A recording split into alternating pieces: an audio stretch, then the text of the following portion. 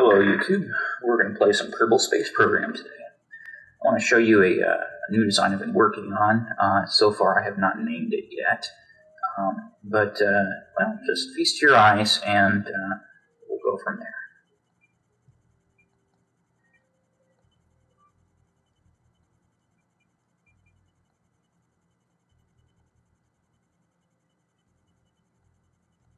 I apologize in advance for the lag.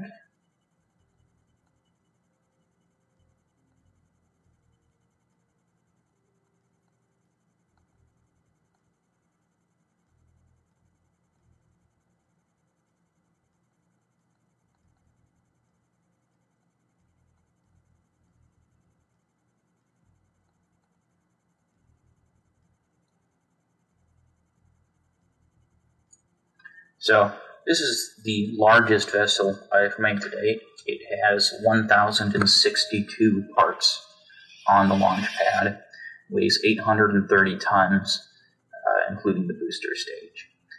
Once in orbit, it's going to be closer to 100 tons, and well, actually a little bit more if it's fully fueled. So it'll get close to 5,000 delta V, a little bit more than that, from orbit once it's been refueled using the 9 nuclear engines.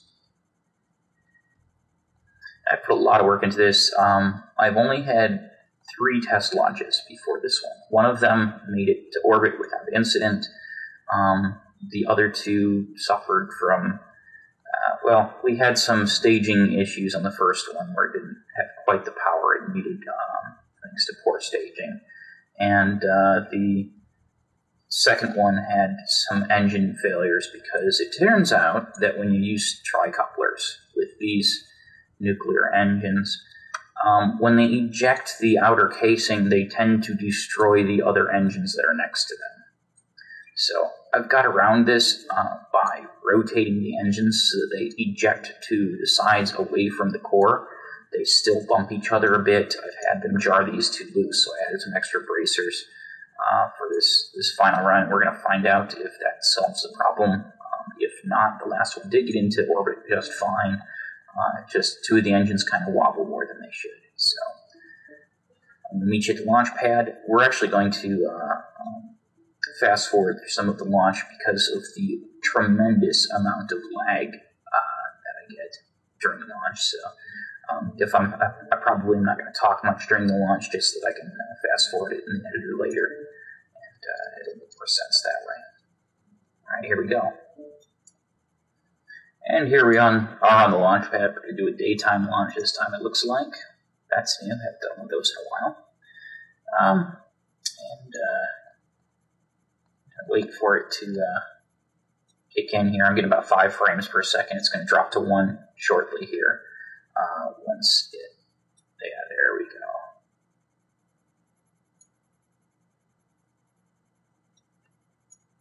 Alright, we're going to use MechJeb for the ascent. I trust him pretty well on this. I have had him spin out and enter a flat spin in the upper stages, so I'll give him some RCS assistance to help him get through this. The main reason, though, is I just don't want to be bothered with trying to control this thing. It's very wobbly and difficult to steer. It's possible. It is definitely doable without assistance to launch this because of the amount of delta V it has. You can take it easy and get into orbit without issue. I like to, how shall I put this, conserve as much fuel during the ascent as possible, so I have to do less refueling once I get into orbit. So I'm trying to maximize my efficiency here with MechJeb. So we're going to engage MechJeb here. We're going to launch. I'm going to stop talking for the first part of the ascent, and we'll just fast forward and watch. Okay, here we go.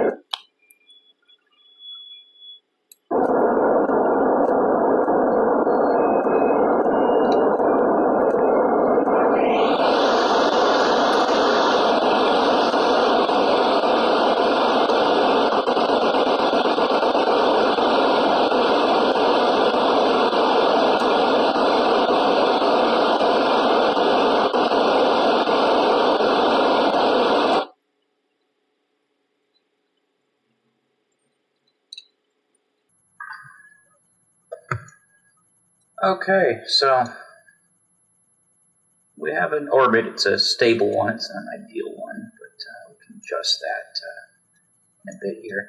I'm not really sure what happened with these engines. Two of them looks like they got knocked loose again and are overheating, which is weird. The last time I had this issue with them getting knocked loose, they can do that. And I actually added some additional supports to them to prevent that this time. And I didn't see them take any damage during the ascent, but yeah, here they are. And they're loose and overheating.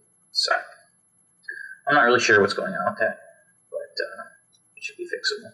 You notice I used a lot of monopropellant in the ascent. I'm not really concerned. I have 3 large tanks of it, but I'm going to refill all of that monopropellant in orbit. So before we go anywhere, I'm a little concerned about these engines. I might just jettison them because they're a danger of overheating and they could explode and take out that third engine if I'm doing orbital maneuvers. So yeah, unfortunately, this one's going to be hot a little bit, but hey, on the bright side, it'll increase the delta V a tad.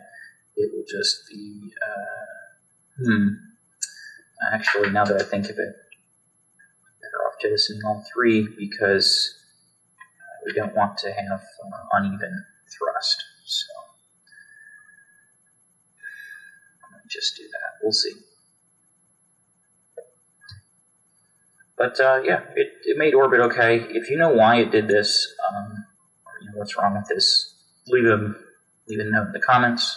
I'll look over it. I'd love to know why that's doing that. I've never seen it before. But we are successfully in orbit. So, great day for Kerbal kind.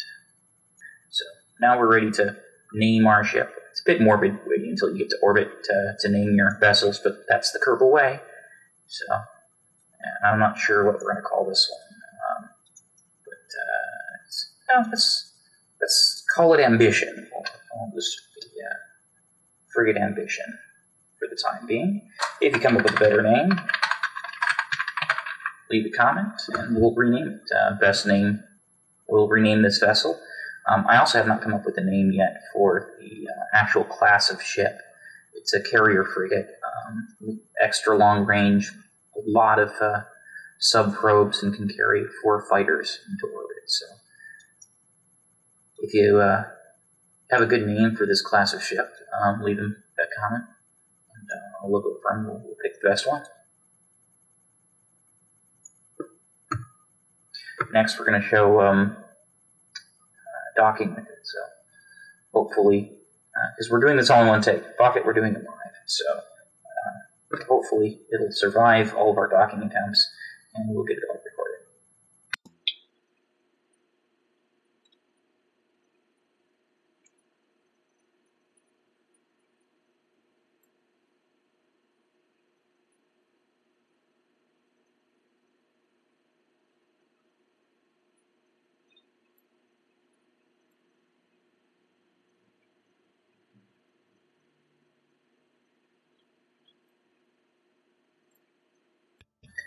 Okay, now for the second part of our video, we're going to show you getting the SSTO spaceplane docked with the carrier.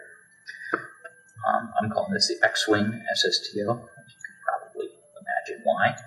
It is a 3-engine design. I could not get a 4-engine design to work very well with this, but this allows us to get a bit higher velocity in the upper atmosphere, keep accelerating up until we're almost in orbit before firing that final engine.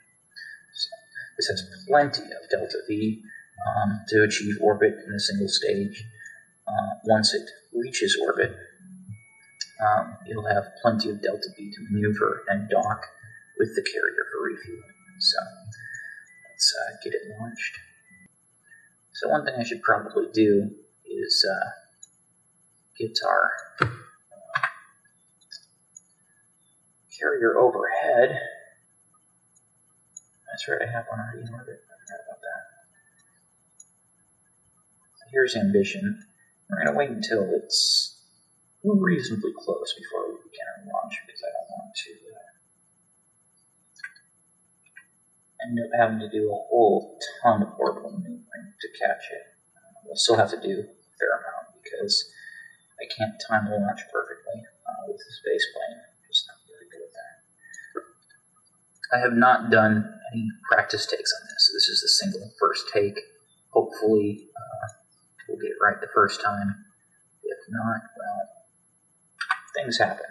So, if I come out ahead of it, I'll have a little bit more room to maneuver to fall back than I would if I have to catch up. So, we're going to engage our engines, disengage the rocket booster, throttle up, SAS on, brakes off,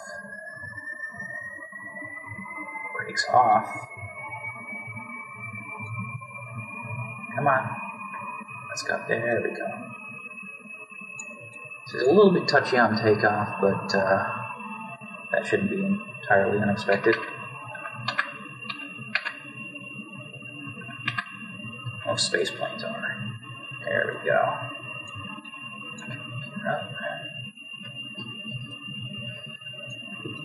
I tried flying this with the avionics package and it doesn't work. I'm not sure what's up with that. It is just a very, very touchy craft to control. So, whoa! That's not good. Come on. Oh, you son of a bitch.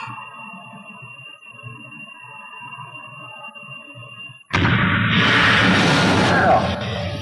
Ready for take two?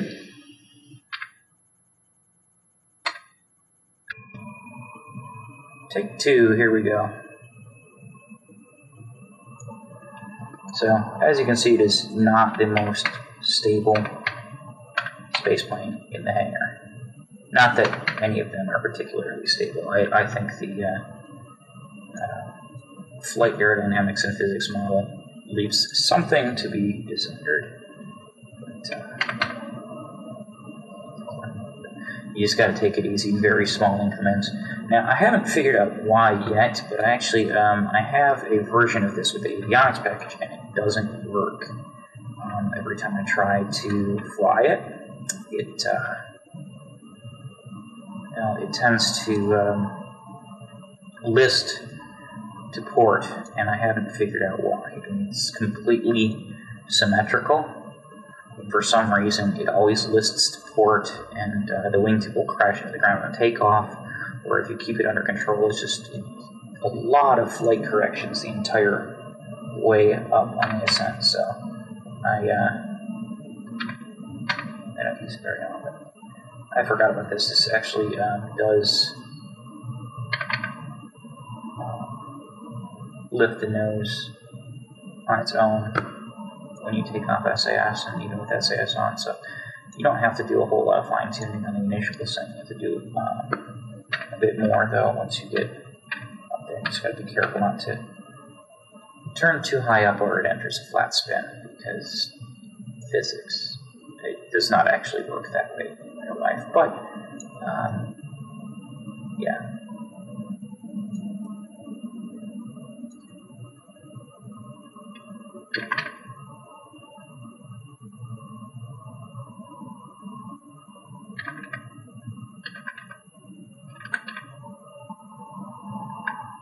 Trying to get a little bit closer to 90 degrees, and I want to get this thing up to about 45 degrees inclination, or sorry,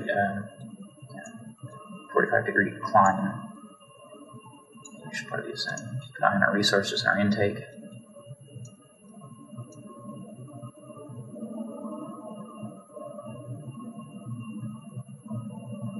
This is a bit slower than launching a rocket, but it is much more efficient. And this lady should be able to, all on its own, actually, go to Lathe and return if we can get to rendezvous with refueling tankers both here and in Lathe orbit. Now, the downside of that is because it's very finicky to fly, and unpowered landings are a bitch. So, on a kind of rough terrain like Lathe it'd be very difficult to get this thing touched down and back into orbit again with the amount of fuel that it has.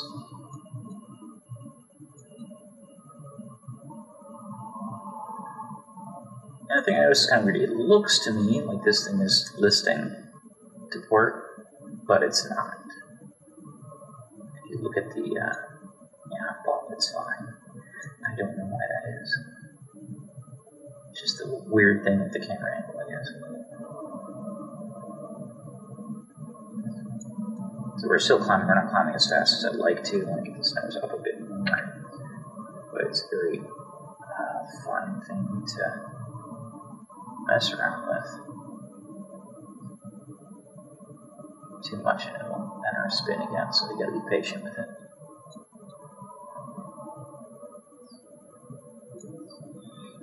And once we start nearing the flight ceiling, which is around, I believe for this one it's around 25 or so, you'll notice the intake air start to drop.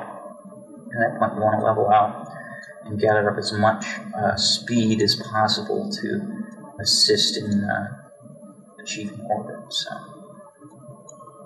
I mean, realistically, you could probably kick on the engine once you get out of the atmosphere and still make orbit, but if you want to conserve fuel, the way to do it is get up as much speed as you can while you're still in the atmosphere, because these turbojet engines are way more efficient on fuel than the rocket engines. These here are speed is starting to climb, and our intake air is starting to reduce. Push the nose down just a tad, so I don't overdo it accidentally.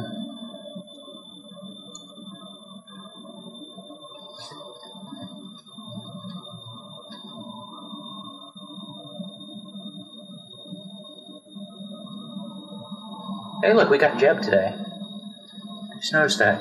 Hey, Jeb, how you doing? I was hoping that you, Bill, and Bob would show up for our mission today, and it looks like you will. Pretty sure Bill is already on the frigate, so when we get up there, we'll have Jeb join him.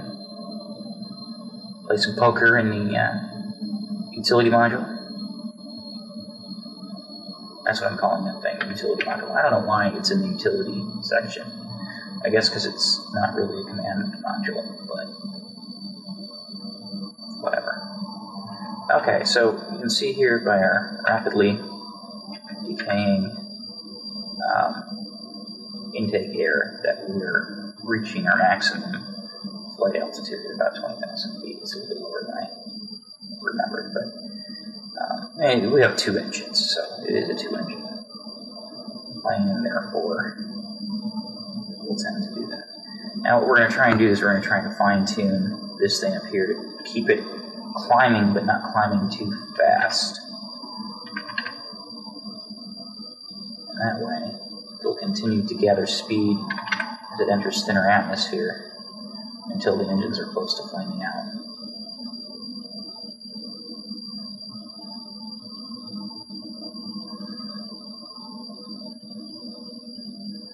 You can see if you're watching MechJeb here that you're seeing the delta V required to achieve orbit dropping and dropping and dropping. And it is at this point low enough that I could just engage that engine as soon as I exit the atmosphere, and we would make orbit. But I don't want to do that just yet. We're going to get a little bit more speed. We're going to save a little bit more fuel. And have a very efficient ascent, so we'll have plenty of fuel when we dock and less refueling involved later. I will not be docking the fueling tanker with that vessel until all of the fighters are already docked with it.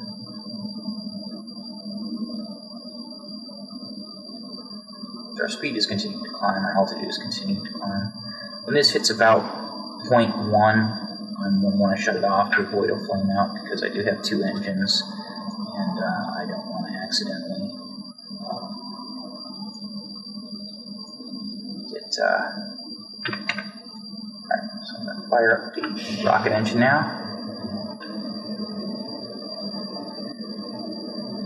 And 0.1, getting there. Alright, shutting off the jet engines. And now we're going to pull our nose up a tad, so we want to get out of the atmosphere as soon as we can so we don't lose all of that precious speed.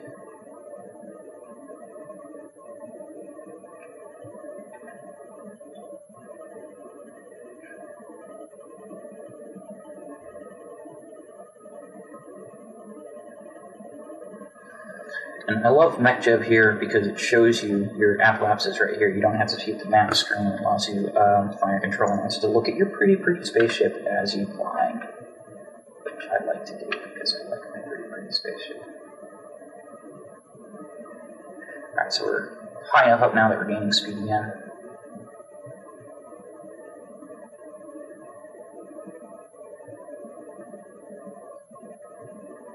You notice our direction is still not very vertical. That's okay though. We're watching our apoapsis still climbing, and we're actually going to bring the nose down a bit when it starts to get close to our target altitude.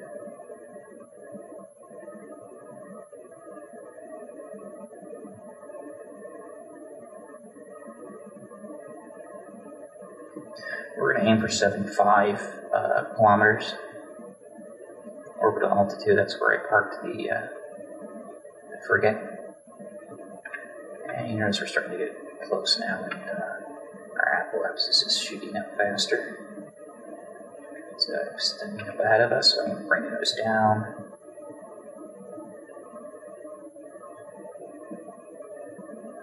Turn more of that fuel into...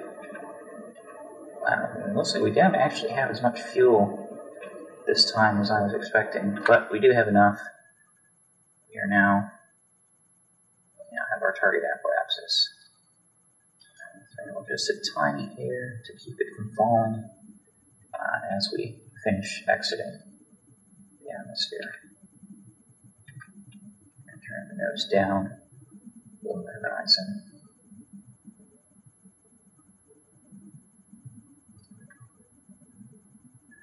I don't want to push it any higher than I have to, so I'll turn it down a little bit further until we hit about 7,000, then we'll cut the engines entirely and coast.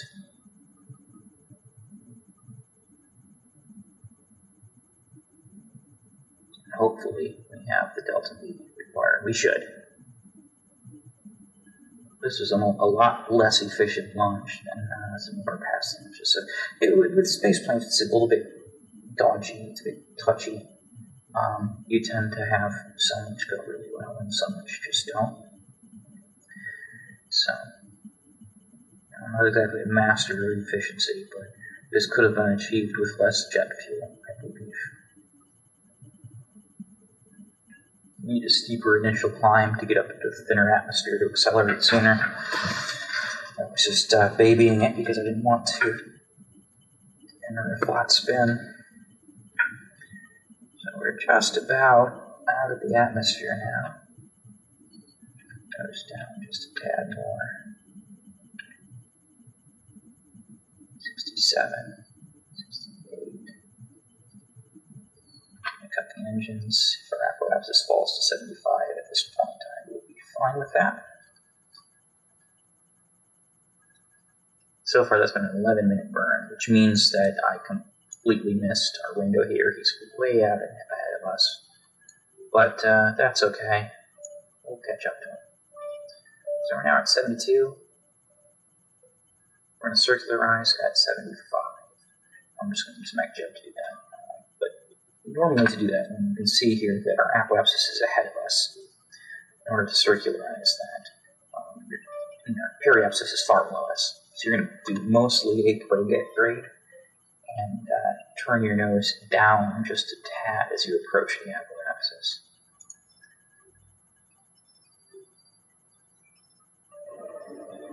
You can see here that's what MechJeb's doing. He's turning the nose down a bit because he wants to bring the apoapsis down to 75 while bringing the periapsis up to 75.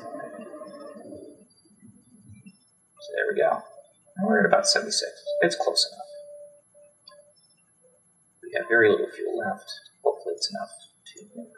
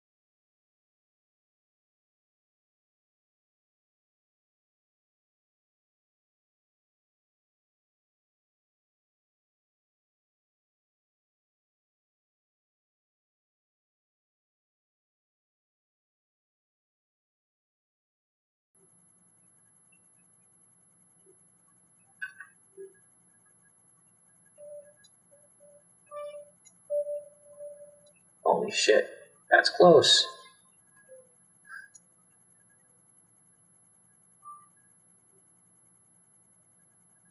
Come on.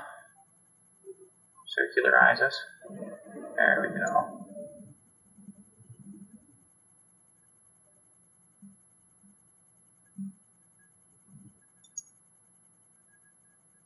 Okay.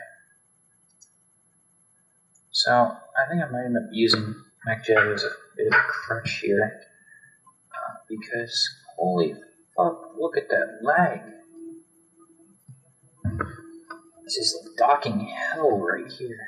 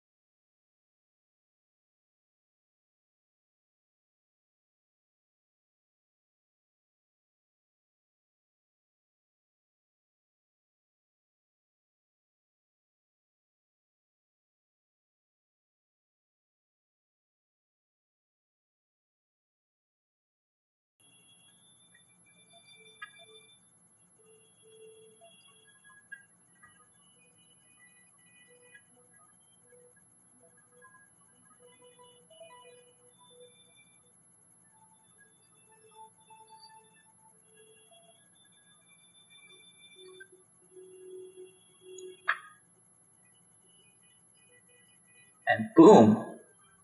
Just like that. Oh, RCS off, please. There we go. And SAS off.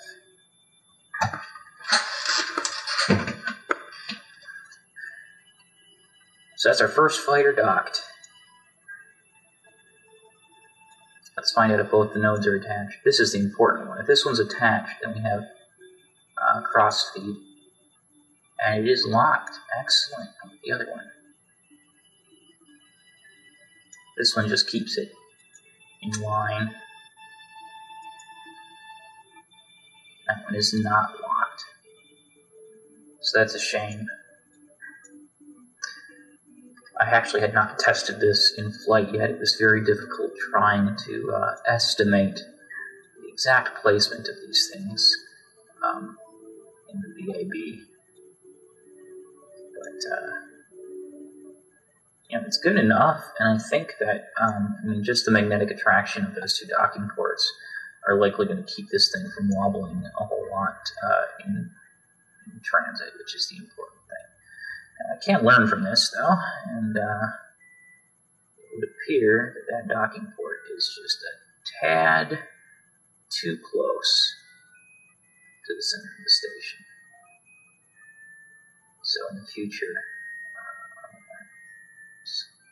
we'll look at this side too, but come on.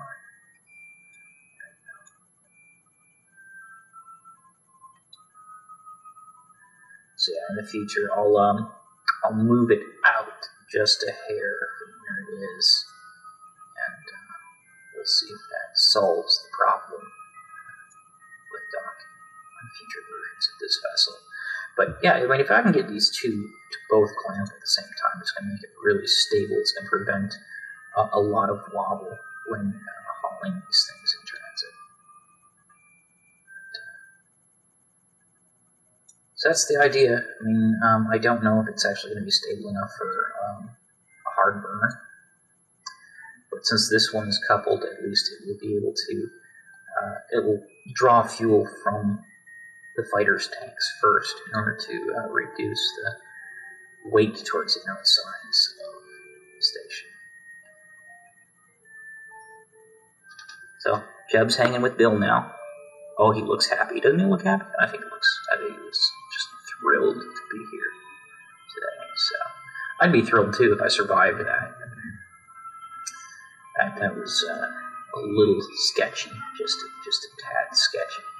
So, I think I might dock a refueling tanker with this thing next, just so we can get the main tank filled up a bit more and refresh the RCS fuel tanks.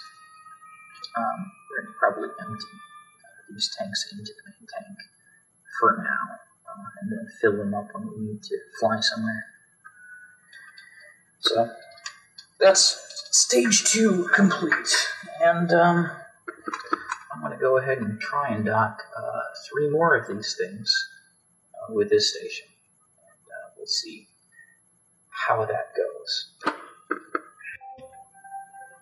And we're back. We're not actually quite to the refueling stage yet. I just wanted to show you, though, we did get all 4 of those X-Wing fighters docked with the carrier. And I've got a crew module here that I've docked to bring up 3 additional crew to staff the front crew module and the main crew module. Since I left off, I retrieved Bob from another mission he was on board the space station using an X-Wing fighter, picked him up there, and then flew him back over and docked with this station and EVA'd into here, and then sent one of the original crew members home in his place on board the fighter. So now I have Bill, Jeb, and Bob all on the mission. So there's Bill, Bob, and Jeb. Just wouldn't be the same without those 3. So, but now we're just going to get these last 2 transferred from the crew module here via EVA. It's going to be a little bit boring, so I'll probably fast forward through that.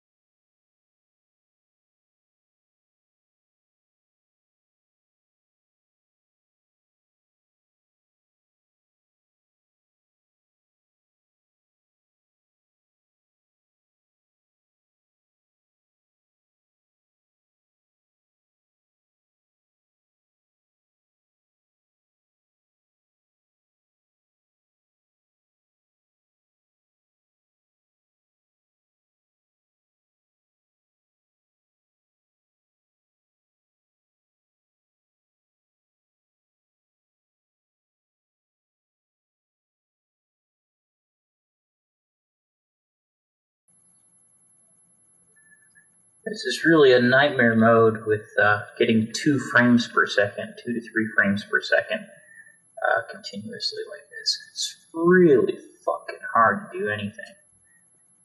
All of my RCS controls are delayed by almost a full second from the time I hit the button to when they respond.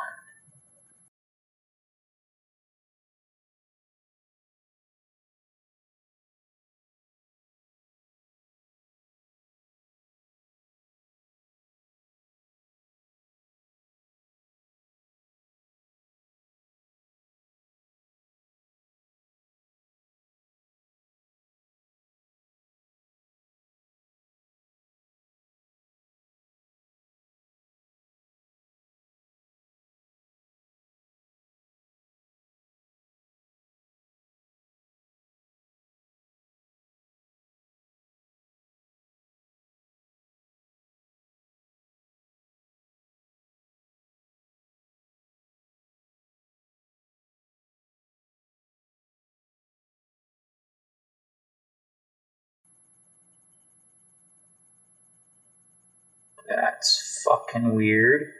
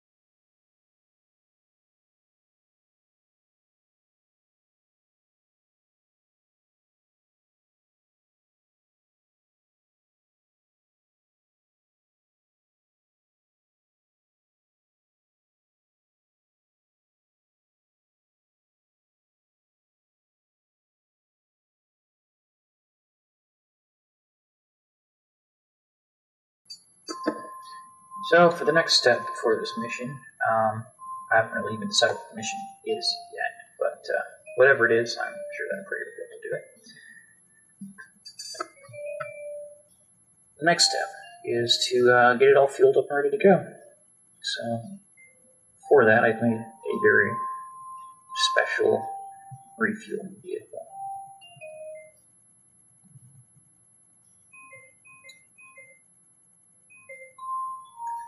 And it's using the same booster, the same primary booster as I used to get the station, or frigate rather, into orbit earlier. So it's a tried and tested booster.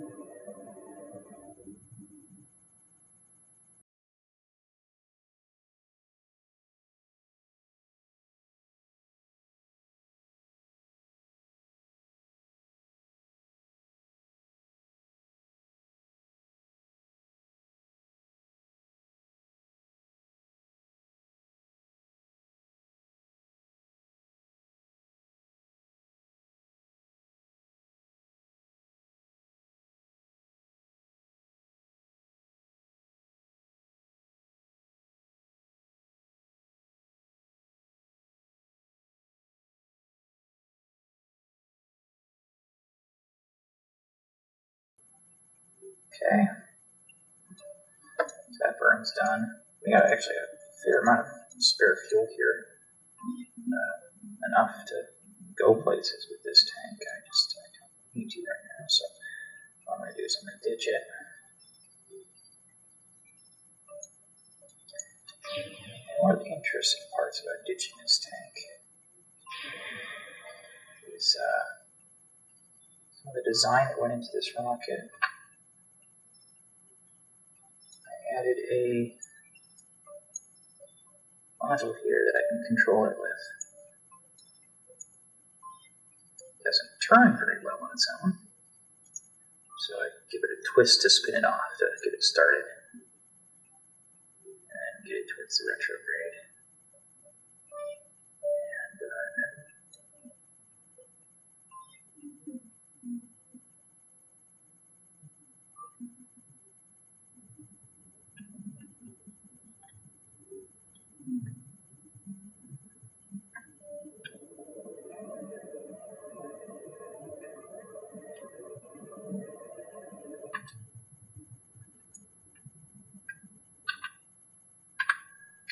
And that's more than enough to deorbit it.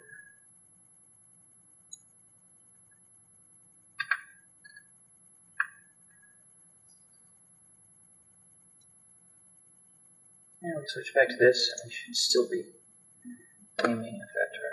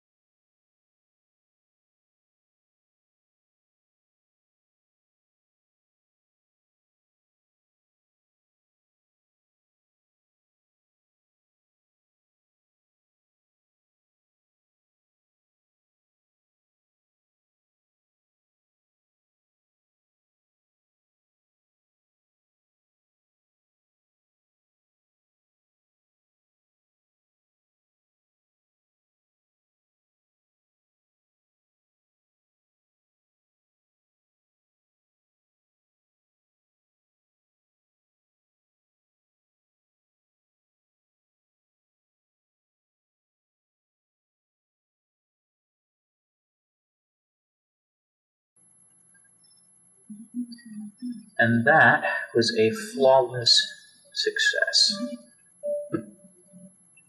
Docking the gigantic refueling vessel with the frigate.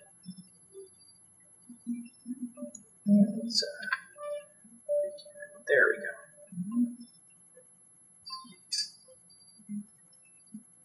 I just wish it would stop arbitrarily turning in different directions when I enter different camera modes. Okay.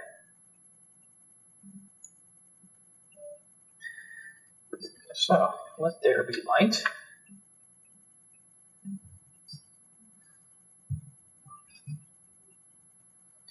And I'm going to go ahead and empty the rest of these RCS tanks into the main tanks.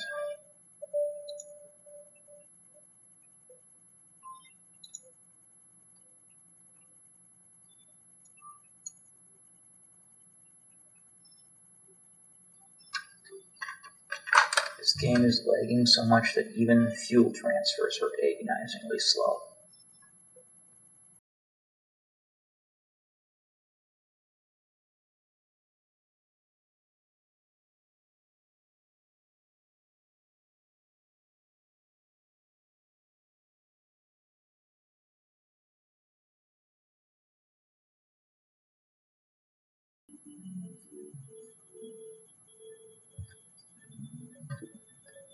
So there we have it. She is fully fueled and ready to deploy.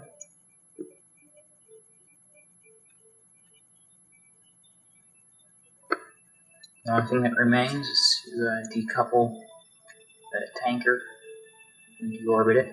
Actually, there's probably enough fuel in there. I could partially refill the fuel. It's just not worth keeping it in orbit for that.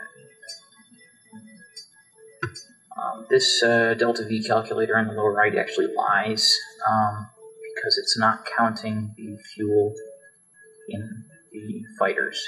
I actually set up fuel lines here through these docking ports so that every one of these fighters, the fuel will be siphoned off into the main engines of the frigate during transit. So that way it cuts off the weight of the fighters first and allows you to continue burn with the frigate.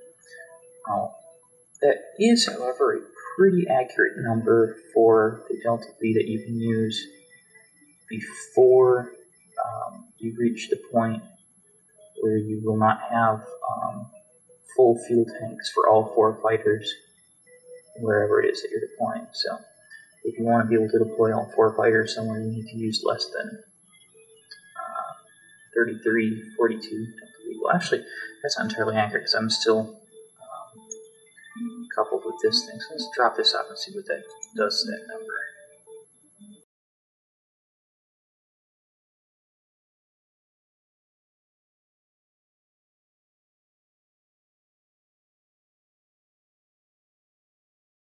So 3775 delta V, fully loaded with 4 fully fueled fighters. If you just wanted to transport this ship and all the fighters somewhere, it would go even further. I'm going to estimate around 8,000 delta V total if you were willing to siphon all of the fuel out of those fighters to get there. So, and of course, you'll be able to refuel it in flight as we just did if we send a fuel tank to wherever it's going.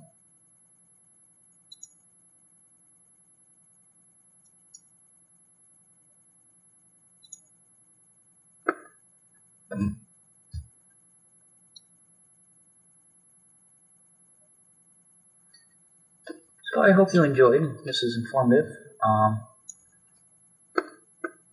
I still have not come up with a name for this ship yet, so if you've got a good idea for a name, go ahead and post it in the comments. I'll look it over. Best names the ship and names the class. So go ahead and post a comment. If you are interested in getting downloadables for this, I could upload the VAB files for the X-wing fighter or the frigate if you would like. If I get enough interest in it, I'll go ahead and find a way to do that. But I try to explain everything pretty well as for how it works. I guess maybe we can go over the full feature list, but we've got 6 orbital kill vehicles, 3 on each side. We've got 4 long-range heavy ion probes, 2 on each side, 6 satellites on the bottom. And of course we've got the 4 X-wing fighters. We've also got 2 landers with the skycranes.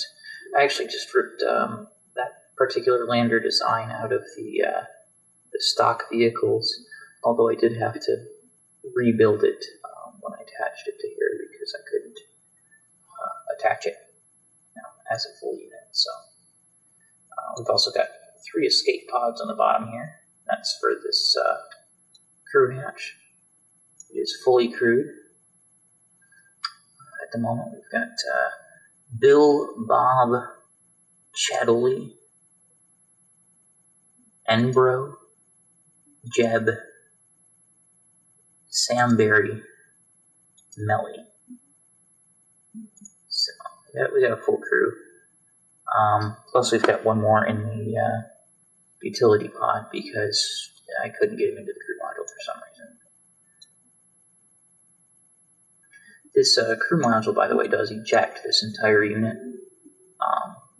Decouples, and it's got RCS thrusters which can push it out and deorbit it if necessary. It's got parachutes on the side, so that'll carry the full crew of everyone that's in the utility module and the main canister lander can to the surface. And as for the forward crew compartment, that's why we have the 3 escape pods on the front. Plus, of course, you've got the X-wing fighters, which can always glide in. They are a pain to land, though, I will admit that. A lot of mobility ladders all over the place. Got Mech Jeb hiding out on the back of the tower here.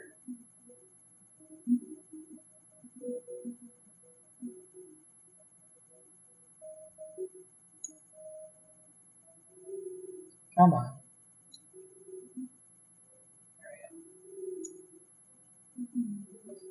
So there you have it.